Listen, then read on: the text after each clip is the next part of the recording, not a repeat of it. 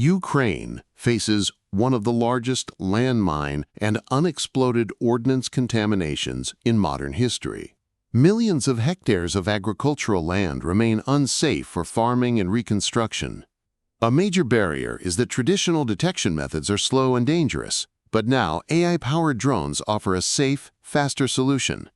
The future of demining is autonomous, data-driven, and safe.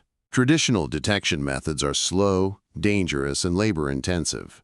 Drone-mounted magnetometers allow rapid geophysical surveys without exposing personnel to danger.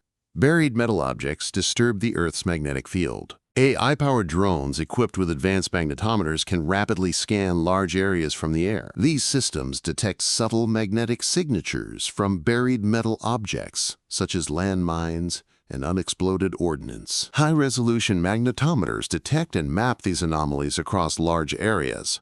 Artificial intelligence analyzes magnetic data to detect potential mines and unexploded ordnance. The system generates precise digital maps to guide explosive ordnance disposal teams. This technology allows clearance teams to operate faster and more safely. Accelerating demining helps restore farmland, rebuild communities, and support Ukraine's economic recovery.